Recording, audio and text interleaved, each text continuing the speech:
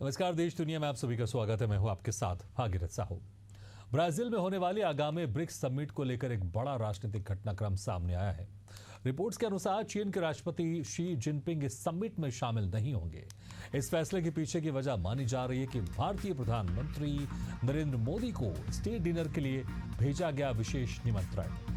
सूत्रों के अनुसार ब्राजील सरकार ने प्रधानमंत्री मोदी को विशेष सम्मान देते हुए स्टेट डिनर में आमंत्रित किया है, जिससे चीन नाखुश बताया जा रहा है। दावा किया जा रहा है कि शी जिनपिंग इस असंतुलन को लेकर नाराज हैं और उन्होंने इसी कारण समिट में अपनी भागीदारी से इनकार कर दिया है। हालांकि चीन की ओर से अभी तक कोई आधिकारिक बयान नहीं आया है, लेकिन ये निर्णय वैश्विक कूटनीति और ब्रिक्स जैसे बहुपक्षीय संगठन के भविष्य पर सवाल खड़े कर रहा है। और ये साफ है कि भारत के वैश्विक स्तर पर बढ़ती प्रतिष्ठा अब चीन को असहज कर रही है।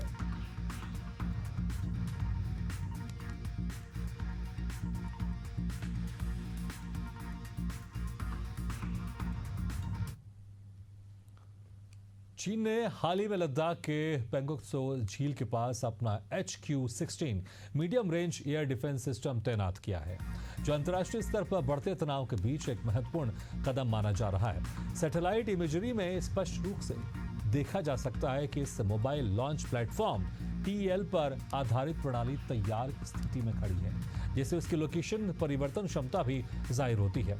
HQ-16 के पास 40 से 70 किलोमीटर तक हवाई लक्ष्य मार करने की क्षमता है और ये उच्च ऊंचाई पर संचालित हो सकता है।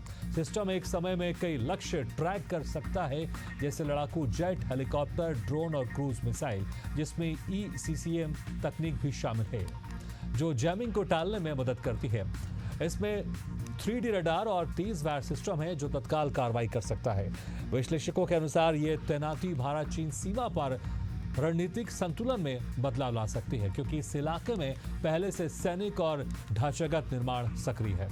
इसके अलावा हाल ही में भारत और चीन के बीच सुरक्षा और कूटनीति वार्ता जारी है, लेकिन ये कदम समझौतों का उल्लंघन भी माना जा सकता है। इस बीच भारत सुरक्षा एजेंसियां इस पूरे घटनाक्रम पर बारीकी से नजर बनाए हुए हैं।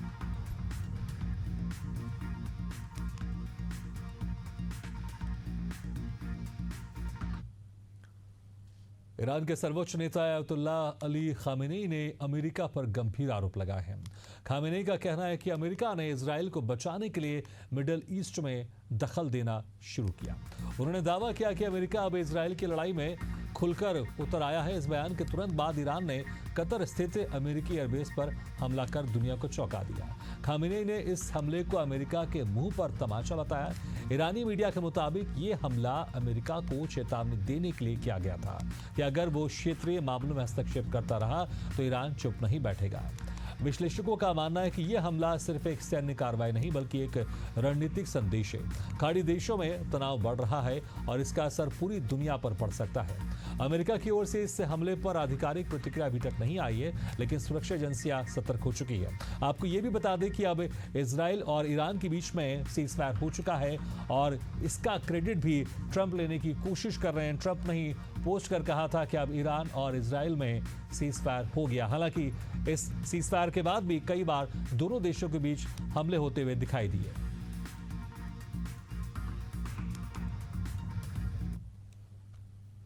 पाकिस्तान के प्रधानमंत्री शहबाज शरीफ ने ईरान द्वारा कतर स्थित अमेरिका के अल उदेद एयर बेस पर मिसाइल हमले के बाद कतर के साथ एकजुटता व्यक्त की है। उन्होंने 23 और 24 जून को कतर के राजदूत अली मुबारक अली ईसा अल खातिर से फोन पर बातचीत की और क्षेत्र में शांति बनाए रखने की अपील की है। कतर के राजदूत ने इस मुश्किल समय में पाकिस्तान के समर्थन की सराहना की। शहबाज शरीफ ने कहा कि पाकिस्तान खाड़ी क्षेत्र में किसी भी प्रकार की अशांति का पक्षधर नहीं है और हर हाल में क्षेत्रीय स्थिरता चाहता है। साथ ही प्रधानमंत्री ने सऊदी अरब के राजदूत नवाब बिन सईद अल माल्की से भी बातचीत की और उन्हें विश्वास दिलाया कि पाकिस्तान सऊदी अरब और कतर दोनों के साथ खड़ा है। उन्होंने जोर देकर कहा कि कूटनीति और संवाद इस संकट से बाहर निकलने का रास्ता है। पाक सरकार ने इजरायल और ईरान के बीच हुए सीजफायर का स्वागत किया और कहा कि पाकिस्तान क्षेत्र में शांति स्थापित करने के लिए अपने प्रयास जारी रखेगा।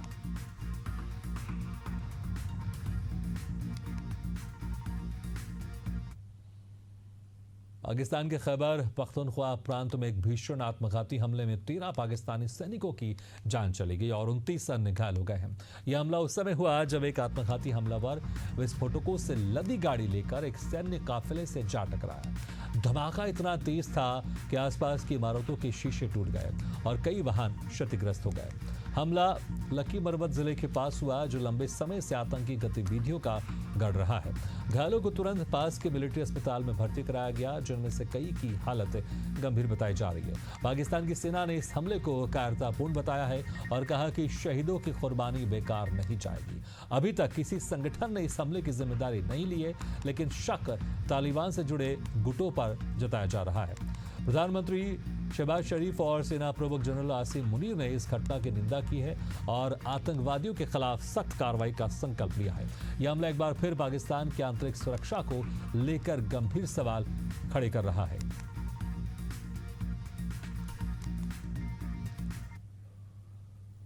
भारतीय वायुसेना के विंग कमांडर अभिनंदन को पकड़ने वाले पाकिस्तानी अफसर की मौत हो गई है। यह अफसर पाकिस्तान की सेना में एक महत्वपूर्ण पद पर था। बताया जा रहा है कि उसे आतंकी संगठन ने ही मार दिया है। 2019 में भारत और पाकिस्तान के बीच वायुसेना में झड़प के दौरान भारतीय वायुसेना के विंग कमांडर अभिनंदन का MiG-21 विमान पाकिस्तान की सीमा में गिर गया था। अभिनंदन को पाकिस्तानी सेना ने पकड़ लिया था। इसके बाद पूरे देश में चिंता और प्रार्थनाएं शुरू हो गई, लेकिन 58 घंटे बाद पाकिस्तान ने अभिनंदन को भारत को सौंप दिया। अभिनंदन की वापसी के समय उनके संयम, साहस और मुस्कान ने पूरे देश को गौरवान्वित किया था। उन्हें वीर चक्र से सम्मानित भी किया गया था। इस घटना ने भारत पाक रिश्तों में एक नया मोड़ ला दिया था।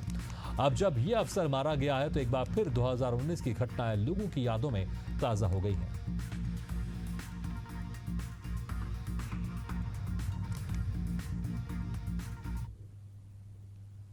पाकिस्तान के विदेश मंत्री बिलावल भुट्टो जरदारी ने इजराइल द्वारा गाजा में किए जा रहे हमलों की तुलना भारत के ऑपरेशन सिंदूर से कर दी है। बिलावल ने भारत को गीदड़ भपकी देते हुए कहा कि अगर सिंधु जल संधि के नियमों का उल्लंघन किया गया तो पाकिस्तान इसे युद्ध की स्थिति मानेगा। उन्होंने भारत की नीतियों को आक्रामक बताते हुए कहा कि पाकिस्तान इस तरह की पाने की आतंकवादी रणनीति को बर्दाश्त नहीं करेगा। इसके साथ ही उन्होंने स्पष्ट किया कि पाकिस्तान फिलिस्तीन के मुद्दे पर ईरान के साथ खड़ा है। पाकिस्तानी प्रधानमंत्री शहबाज शरीफ ने भी बिलावल के रुख का समर्थन करते हुए कहा कि भारत सिंधु जल समझौते को नुकसान पहुंचाने की कोशिश करता है तो उसका जवाब कड़ा होगा। पाकिस्तान की इस गीदड़ भपकी से साफ है कि पाकिस्तान अपने देश से आतंकवादी गतिविधि संचालित करता रहेगा।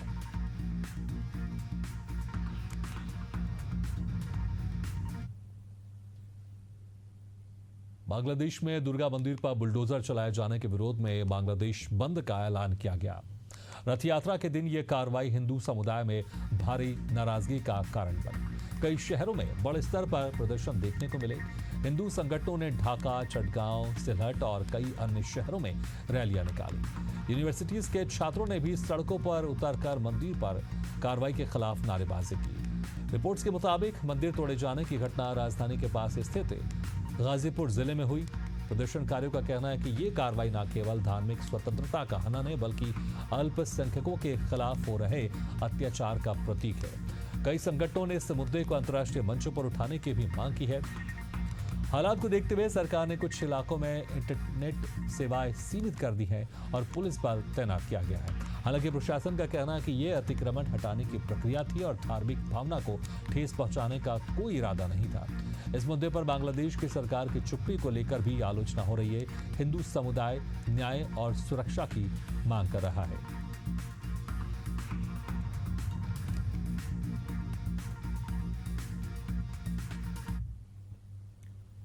सीरिया के एक चर्च में दिल दहला देने वाला आत्मघाती हमला हुआ। हमले में अब तक 22 लोगों की मौत हो चुकी है, जबकि 63 से ज्यादा लोग घायल हुए हैं। यह दर्दनाक घटना उस वक्त हुई जब चर्च में बड़ी संख्या में श्रद्धालु मौजूद थे। प्रत्यक्षदर्शियों के मुताबिक एक संदिग्ध व्यक्ति चर्च में घुसा और अंधाधुंध फायरिंग शुरू कर दी। लोगों में भगदड़ मच गई। इसी बीच उसने खुद को विस्फोटक से उड़ा लिया। शुरुआती जांच में सामने आया कि यह हमला आईसिस से जुड़े एक आतंकी ने अंजाम दिया।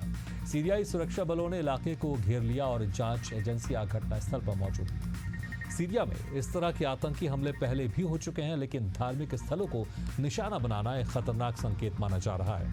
अंतर्राष्ट्रीय स्तर पर भी इस हमले की निंदा हो रही है। मानवाधिकार संगठनों ने मांग की है कि जिम्मेदार लोगों को जल्द सजा दी जाए। सुरक्षा एजेंसियां ये पता लगाने में जुटी हैं कि क्या ये हमला किसी बड़ी साजिश का हिस्सा था।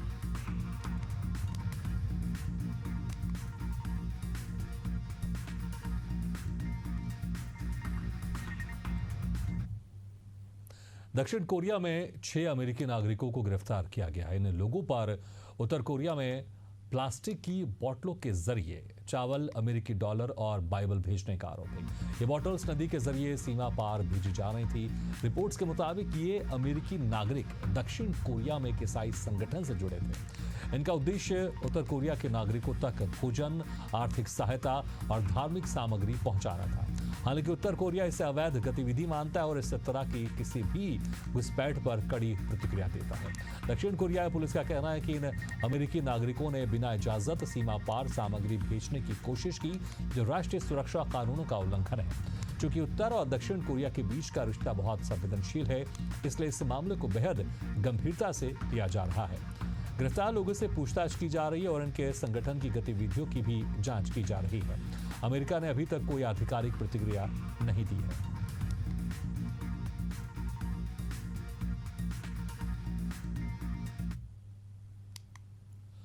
मेक्सिको में त्योहार के दौरान हुई दिल दहला देने वाली घटना ने पूरे देश को झकझोर कर रख दिया है। ये गोलीबारी एक पारंपरिक धार्मिक त्योहार के दौरान हुई, जिसमें अब तक 12 लोगों की मौत की पुष्टि हो चुकी है। मरने वालों में 8 पुरुष और 2 महिलाएं शामिल हैं, जबकि बाकी 2 की पहचान अभी नहीं हो सकी है। इस हमले में कम से कम 20 लोग घायल हुए हैं, जिनमें कई की हालत नाजुक बनी हुई है। प्रत्यक्षदर्शियों ने बताया कि हमला अचानक हुआ और चारों ओर अफरा तफरी मच गई। कुछ हमलावरों ने भारी हथियारों से भीड़ पर गोलियां बरसाई, जिससे मौके पर ही कई लोगों की जान चली गई। स्थानीय पुलिस और सुरक्षा बल मौके पर पहुंच गए हैं और इलाके को घेर कर रखा हुआ था। अभी तक किसी भी संगठन ने इस हमले की जिम्मेदारी नहीं ली है, लेकिन शक अपराधी गिरोह पर जा रहा है, जो इस क्षेत्र में काफी सक्रिय है। सरकार ने घटना की उच्च स्तरीय जांच के आदेश दे दिए हैं और घायलों के इलाज के लिए विशेष मेडिकल टीमों को तैनात किया गया।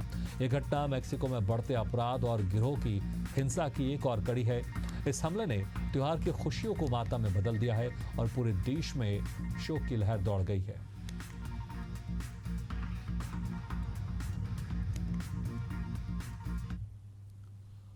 ब्राजील से एक दर्दनाक खबर सामने आई, जहां एक हॉट एयर बलून में आग लगने से 8 लोगों की मौत हो गई और 13 लोग घायल हो गए हैं। यह हादसा ब्राजील के एक टूरिस्ट इलाके में हुआ, जब पर्यटक बलून की सवारी का आनंद ले रहे थे। स्थानीय अधिकारियों के अनुसार बलून उड़ान भरने के कुछ ही मिनटों बाद तकनीकी खराबी के कारण उसमें आग लग गई। आग इतनी तेजी से फैली कि लोगों को बचने का समय ही नहीं मिल सका। कई लोग बलून से कूद गए, जिससे उन्हें गंभीर चोटें आई हैं। घायलों को तुरंत पास के अस्पतालों में भर्ती कराया गया है, जहां कुछ की हालत गंभीर बनी हुई है। राहत और बचाव कार्य तेजी से चलाया गया और मौके पर दमकल विभाग की कई गाड़ियां भी भेज दी गई थी। ब्राजील की सरकार ने हादसे की जांच के आदेश दे दिए हैं। प्रारंभिक रिपोर्ट के अनुसार बलून कंपनी ने सुरक्षा मापदंडों का पालन नहीं किया था। ये घटना पर्यटन सुरक्षा पर कई सवाल खड़े करती है। विशेषज्ञों का मानना है कि हॉट एयर बलून जैसी रोमांचक गतिविधियों में उच्च स्तरीय सुरक्षा जरूरी है। मृतकों के परिजनों को प्रशासन की ओर से मुआवजा देने की घोषणा की गई है। ये हादसा पर्यटक गतिविधियों के प्रबंधन में लापरवाही की बड़ी चेतावनी है।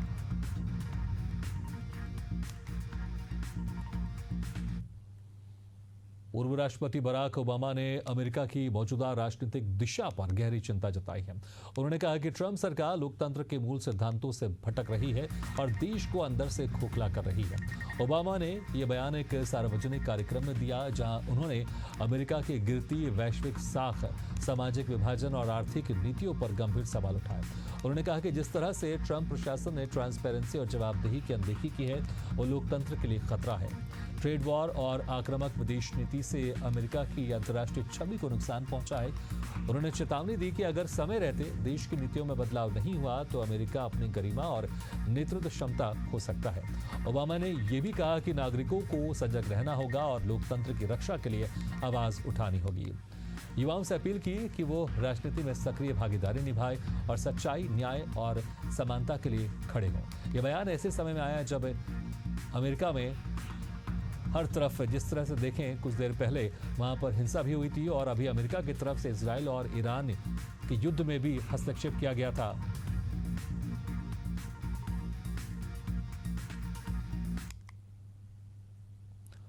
आर्मेनिया के प्रधानमंत्री निकोल पशिन्यान पर एक गंभीर आरोप लगा है। इस आरोप में दावा किया जा रहा है कि पशिन्यान ने खतना कराकर यहूदी धर्म अपना लिया। ये मीडिया आरोप सोशल मीडिया और कुछ विरोधियों द्वारा फैलाए जा रहे हैं। हालांकि प्रधानमंत्री पशिन्यान ने इस आरोपों को सिरे से खारिज कर दिया है। उन्होंने साफ कहा कि वो जन्म से ईसाई हैं और आज भी आर्मेनियन अपोस्टोलिक चर्च के अनुयायी हैं। पशिन्यान ने यह तक कहा कि अगर जरूरत पड़ी तो वो चर्च को अपनी धार्मिक मान्यता का प्रमाण देने को भी तैयार है। ये विवाद ऐसे समय में सामने आया जब देश में राजनीतिक अस्थिरता और विपक्षी दलों का दबाव बना हुआ है। कुछ विश्लेषकों का मानना है कि ये सब पशिन्यान की छवि को धूमिल करने की साजिश हो सकती है ताकि आने वाले चुनावों में उन्हें नुकसान पहुंचाया जा सके। आपको बता दें कि आर्मेनिया एक पारंपरिक रूप से ईसाई देश है और धर्म परिवर्तन जैसे मुद्दे वहां संवेदनशील माने जाते हैं। ऐसे में इस तरह के आरोपों का असर आम जनता की सोच और राजनीतिक दोनों पर पड़ सकता है।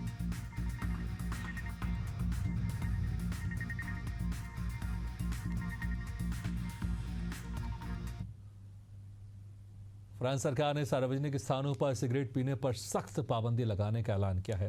अब पार्क, बीच, स्कूल के बाहर और अन्य पब्लिक प्लेसेस पर धूम्रपान पूरी तरह से प्रतिबंधित रहेगा। इस नए नियम का उल्लंघन करने पर 1500 यूरो यानी करीब 13,000 रुपये तक जुर्माना भरना पड़ेगा। यह फैसला फ्रांस के स्वास्थ्य मंत्रालय द्वारा लिया गया है और 2025 से इसे लागू किया जाएगा। सरकार ने सिर्फ पब्लिक प्लेस ही नहीं बल्कि तंबाकू कंपनियों पर भी कड़ा रवैया अपनाया है। सिगरेट के पैकेट से ब्रांड का नाम हटाया जाएगा, वेंडिंग मशीनों पर रोक लगेगी और प्रचार प्रसार को भी नियंत्रित किया जाएगा। हर साल फ्रांस में धूम्रपान से जुड़ी बीमारियों से हजारों मौतें होती हैं। इस कदम का उद्देश्य है लोगों को साफ सुथरा वातावरण देना और युवाओं के इस लत से दूर रखना। फ्रांस सरकार इस मुहिम को स्मोक फ्री नेशन की दिशा में एक महत्वपूर्ण कदम मान रही है। इस फैसले को लेकर वहां की जनता में भी सकारात्मक प्रतिक्रिया देखने को मिल रही है। आपको बता दें कि फ्रांस का ये मॉडल अब दूसरे देशों के लिए भी एक उदाहरण बन सकता है। आने वाले समय में कई राष्ट्र अपने यहां भी ऐसे सख्त कानून लागू कर सकते हैं।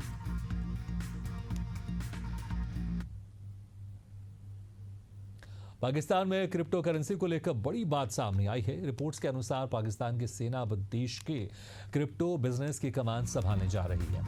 Army chief general Asim Munir इसे 34,000 करोड़ रुपए के संभावित क्रिप्टो कारोबार की योजना में मुख्य भूमिका निभाएंगे। इस योजना में अमेरिका की भी दिलचस्पी बताई जा रही है और खबरों के मुताबिक अमेरिका की ट्रंप फैमिली और पाकिस्तान की शहबाज शरीफ फैमिली से प्रोजेक्ट में साझेदार बन सकते हैं। इस कदम का उद्देश्य पाकिस्तान की डूबती अर्थव्यवस्था को सहारा देना और अंतर्राष्ट्रीय स्तर पर क्रिप्टो के जरिए फंड जुटाना बताया जा रहा है। रिपोर्ट में यह भी दावा किया गया है कि यह प्रोजेक्ट अमेरिकी सपोर्ट से चलेगा, जिसमें ब्लॉकचेन टेक्नोलॉजी, डिजिटल ट्रांजैक्शन और वर्चुअल करेंसी को लेकर सैन्य निगरानी बढ़ाई जाएगी। ये देखना दिलचस्प होगा कि क्या ये क्रिप्टो प्रोजेक्ट पाकिस्तान की अर्थव्यवस्था को नई दिशा दे पाएगा या इसमें छिपे हित समूह की भूमिका विवाद खड़े करेंगी। फिलहाल सेना और सरकार की संयुक्त पहल को लेकर सवाल और आशंकाएं दोनों हैं।